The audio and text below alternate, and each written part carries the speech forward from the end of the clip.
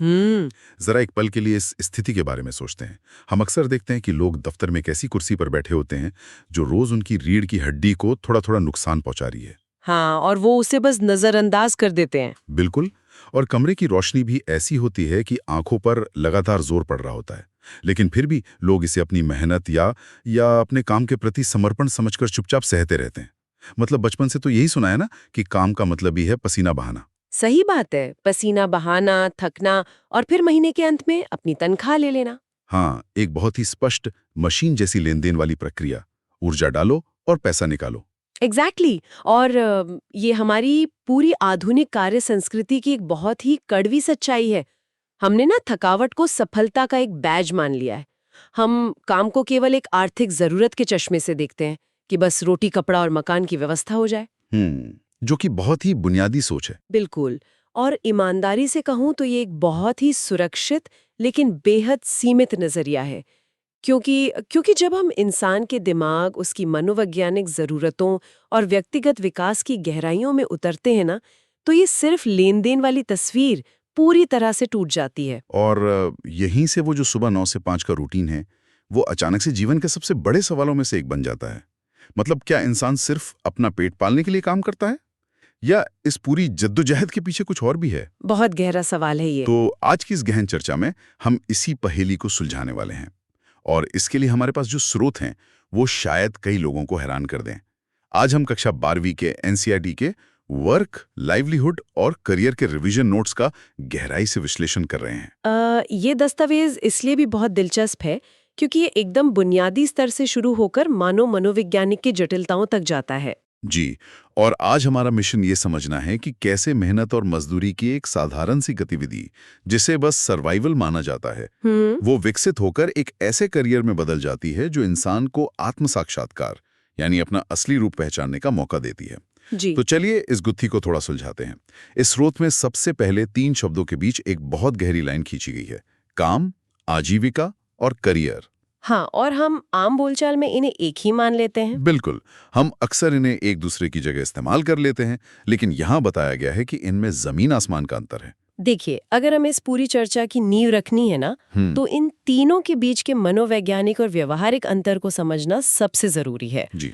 चलिए काम से शुरू करते हैं। इस सामग्री के अनुसार काम महज गतिविधियों का एक समूह है। मतलब कोई भी एक्टिविटी। हाँ, और इसके लिए आपको पैसे मिल भी सकते हैं और नहीं भी।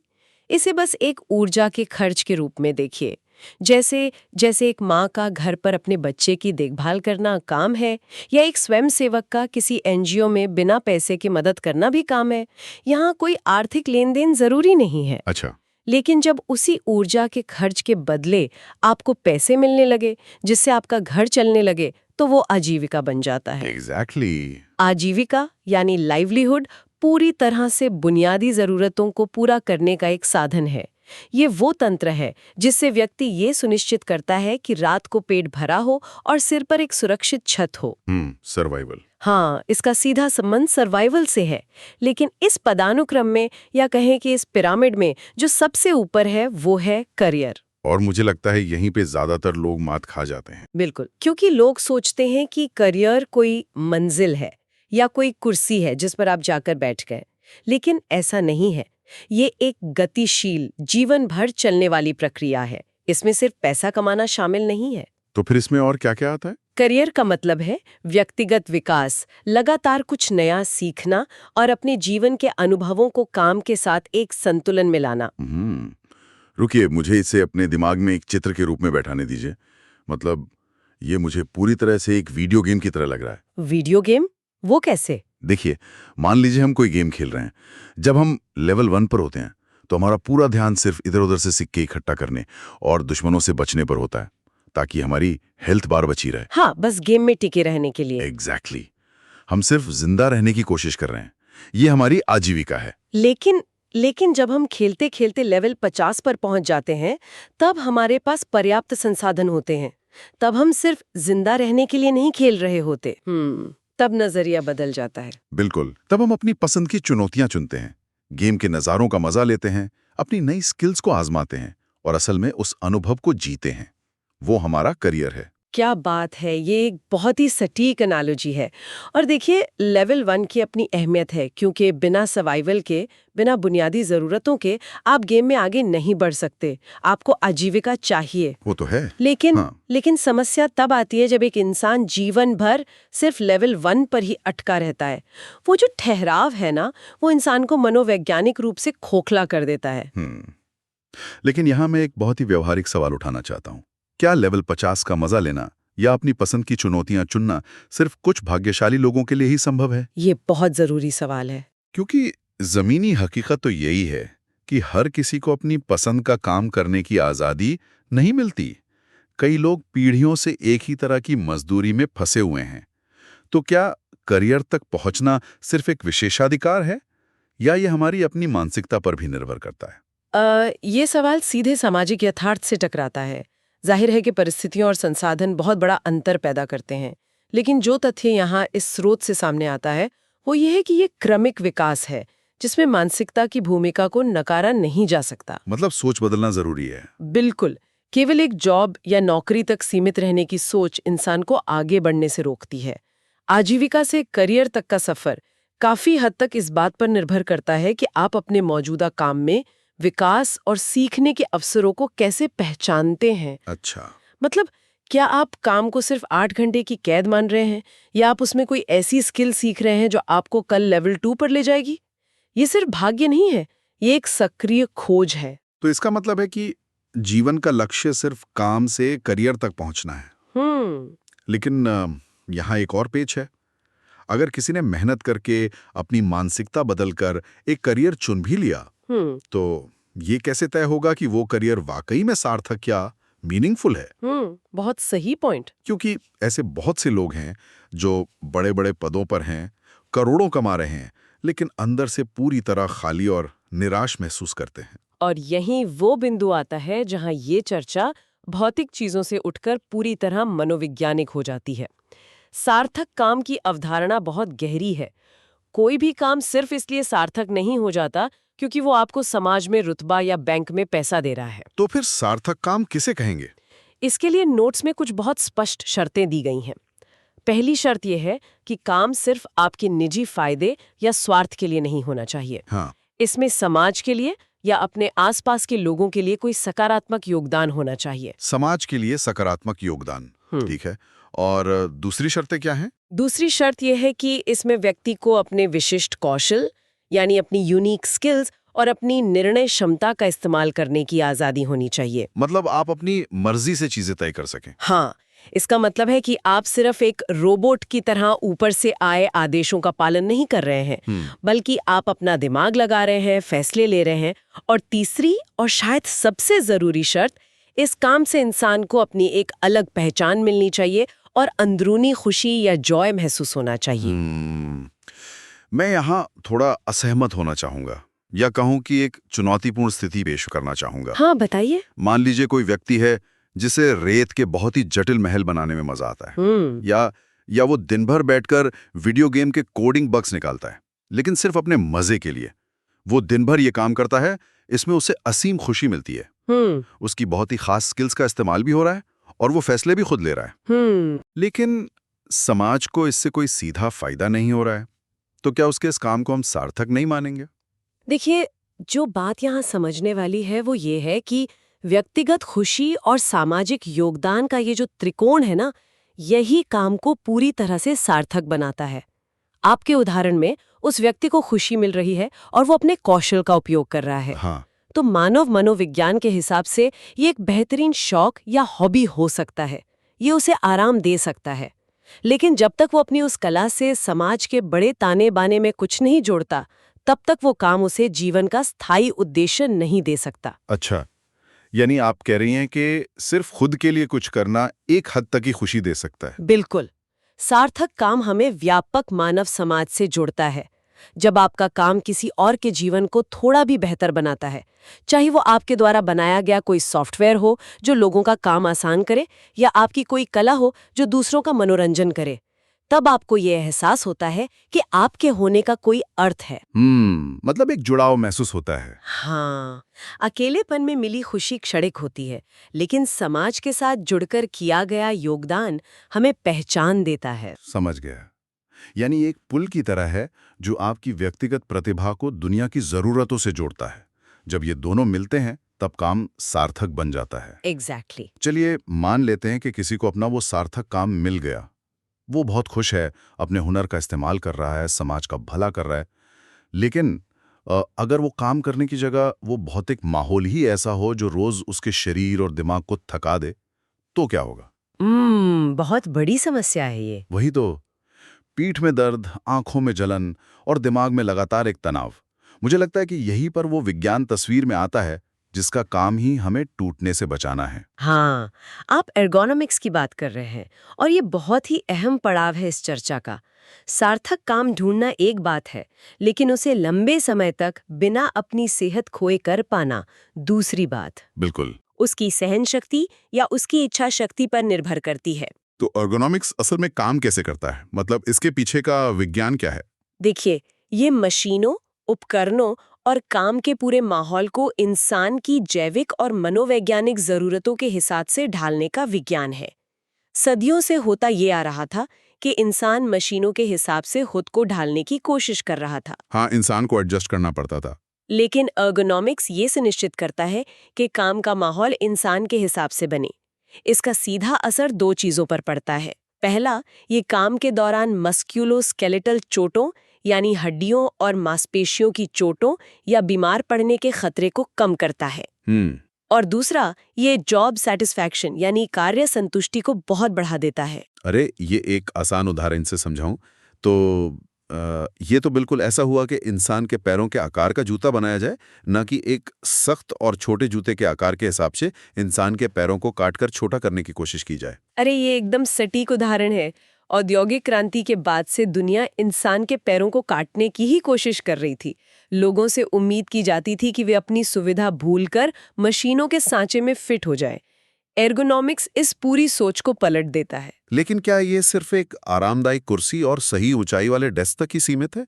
क्योंकि अक्सर लोग एर्गोनॉमिक्स का मतलब सिर्फ एक महंगी कुर्सी समझ लेते हैं। और यहीं पर हमें इसके मनोवैज्ञानिक पहलू को समझना होगा। ये सिर्फ भौतिक आराम तक सीमित नहीं है, ये हमारे दिमाग पर पड़ने वाले कॉग्निटिव लोड या मानसिक दबाव को भी मापता है। अच्छा, ये कॉग्निटिव लोड कैसे काम करता है? इसे थोड़ा और विस्तार से समझाइए। देखिए, हमारे दिमाग के पास दिन भर में खर्च करने के लिए एक सीमित ऊर्जा होती है। मान लीजिए आपके काम की जगह पर रोशनी बहुत खराब है या बैकग्राउंड में लगातार एक शोर हो रहा है। अब आपका दिमाग सचेत रूप से भले ही उस शोर पर ध्यान न दे रहा हो, लेकिन अवचेतन रूप से वो उस शोर को फिल्टर करने में या उस खराब रोशनी में स्क्रीन को पढ़ने में अपनी ऊर्जा खर्च कर रहा है। इसे कॉग्निटिव लोड कहते हैं। बाप रे, ये तो पता ही नहीं चलता। बिल्कुल। और जब आपका शरीर और दिमाग अपने आसपास के माहौल से लड़ने में ही अपनी आधी ऊर्जा लगा देंगे, तो उस सार्थक काम या रचनात्मक सोच के लिए ऊर्जा बचेगी ही कहाँ। ये बहुत ही शानदार नजरिया है। मतलब अगर काम का माहौल एर्गोनॉमिकली सही है तो दिमाग को फालतू चीजों से जूझना नहीं पड़ता और हमारी सारी मानसिक ऊर्जा हमारे असली काम में लगती है, जिससे उत्पादकता कई गुना बढ़ जाती है। एग्जैक्टली।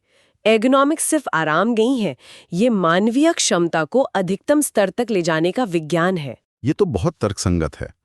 लेकिन चलिए इस चर्चा को एक कदम और आगे ले जाते हैं। एर्गोनॉमिक्स ने भौतिक और मनोवैज्ञानिक माहौल को तो सुधार दिया, डेस्क ठीक है, रोशनी अच्छी है। हाँ।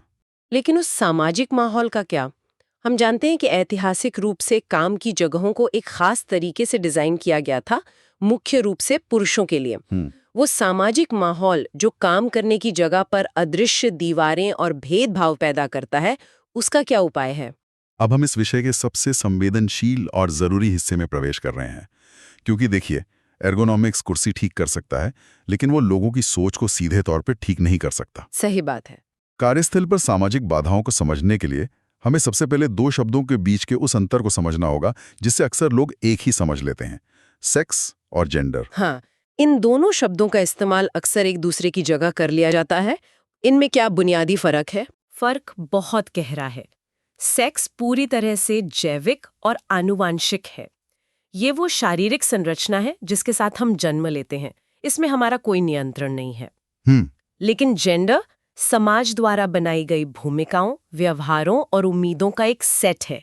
ये समाज तय करता है कि क्योंकि आप लड़की हैं इसलिए आपको घर के काम ज्यादा अच्छे से आने चाहिए, या चूंकि आप लड़के हैं इसलिए आपको बाहर जाकर पैसे कमाने चाहिए और रोना नहीं चाहिए। और यही सामाजिक रूप से बनाई गई भूमिकाएं कार्यस्थल पर समस्या पैदा करती हैं। बिल्कुल, इसी जेंडर की धारणा के कारण महिलाओं को अक्सर कार्यस्थल पर व्यवस्थागत बाधाओं या सिस्टेमिक बैरियर्स का सामना करना पड़ता है। ये सिस्टमिक बैरियर्स कैसे दिखते हैं असल में? सिस्टेमिक बैरियर का मतलब ये नहीं है कि कोई बॉस आकर सीधे तौर पर कह रहा है कि हम महिलाओं को नौकरी नहीं देंगे।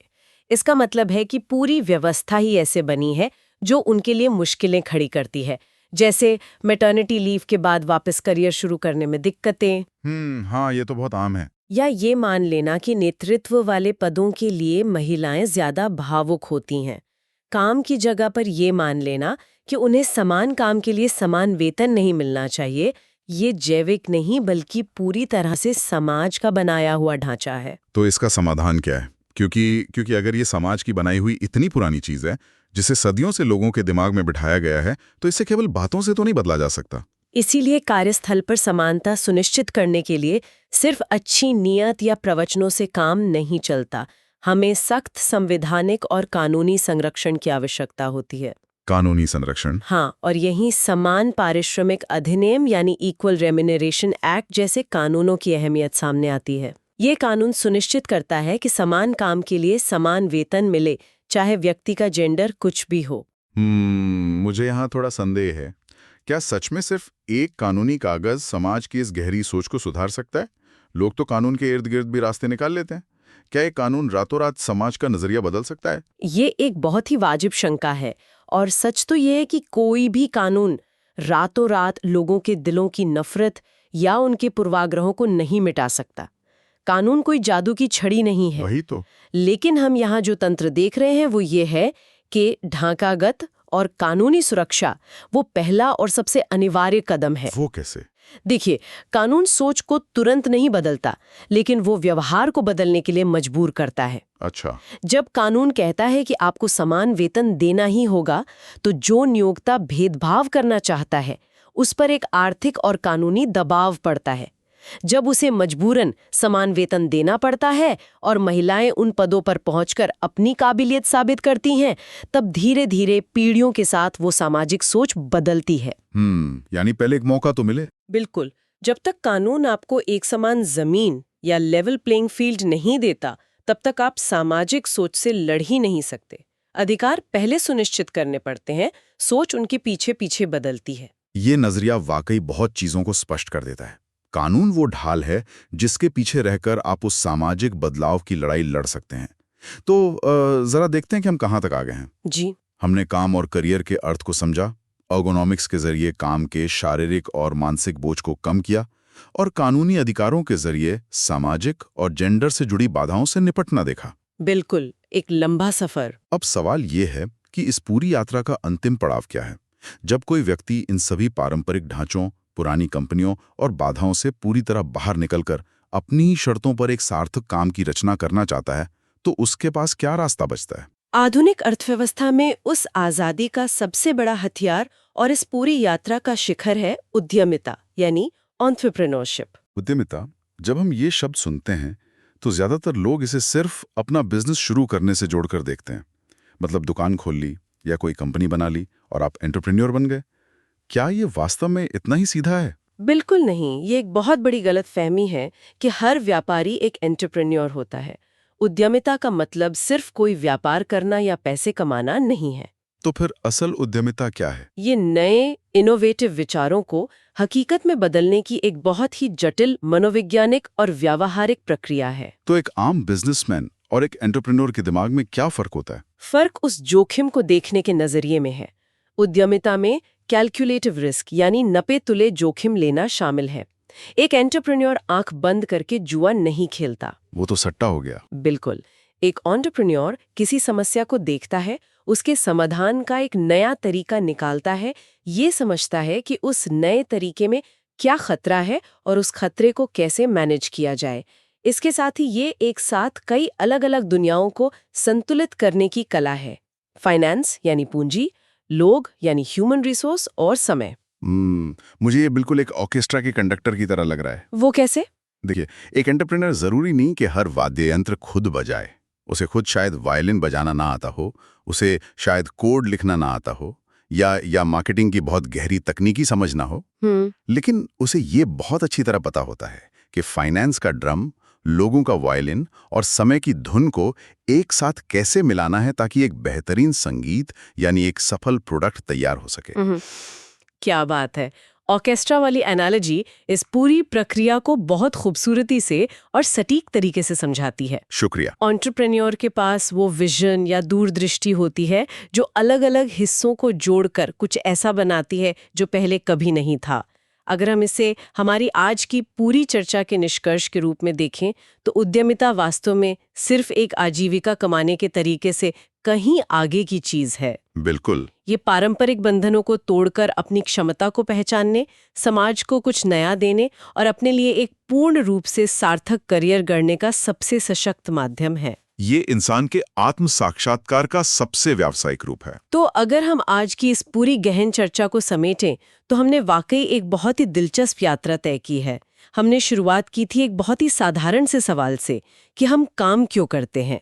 हमने देखा कि कैसे सिर्फ जिंदा रहने के लिए किया गया काम हमारी आजीविका है। हाँ। और कैसे मानसिकता में बदलाव उसे जीवन भर के विकास यानी करियर में बदल देता है। और हमने उस मनोविज्ञान को भी समझा कि एक काम को सार्थक बनाने के लिए व्यक्तिगत खुशी के साथ साथ समाज में योगदान देना कितना जरूरी है। बिल्कुल। फिर हमने विज्ञान का दरवाजा खटखटाया और एर्गोनॉमिक्स के जरिए जाना कि कैसे मशीनों को इंसानों के हिसाब से ढाला जाना चाहिए और कैसे खराब माहौल हमारे दिमाग की ऊर्जा को सोख लेता है। सही कहा। फिर हमने कार्यस्थल पर सामाजिक और जेंडर समानता की अहमियत को समझा और जाना कि कानून कैसे समाज के व्यवहार को बदलने का पहला कदम है। और अंत में हम उद्यमिता के उस शिखर पर पहुंचे जहां इंसान अपनी शर्तों पर दुनिया बदलता है। ये चर्चा वास्तव में हमें रुक कर ये सोचने पर मजबूर करती है कि हम अपने रोजमर्रा के जीवन को कैसे जी रहे हैं और हमारे काम का असली अर्थ क्या है। तो अब जो भी लोग हमें सुन रहे हैं, एक पल के लिए रुकिए और खुद से पूछिए, आज हमारा पेशेवर जीवन किस पड़ाव पर है? क्या हम सिर्फ लेवल 1 पर सिक्के इकट्ठा कर रहे हैं, बिना सोचे समझे अपनी आजीविका के लिए काम कर रहे हैं, या फिर हम लेवल 50 पर पहुंचने की कोशिश कर रहे हैं, नई चुनौतियों का सामना करते हुए एक ऐसा सार्थक करियर जी रहे हैं जो हमें खुशी भी दे और समाज को भी कुछ दे। ये आत्मनिरीक्षण हम सबके लिए बहुत जरूरी है। और इस चर्चा को खत्म करने से पहले मैं सुनने वालों के दिमाग में एक ऐसा विचार छोड़ना चाहता हूं जो आज की हमारी इस बातचीत से ही पैदा हुआ है, लेकिन शायद ये हमारे भविष्य की सबसे बड़ी पहेली बनने वाला है। वो क्या है?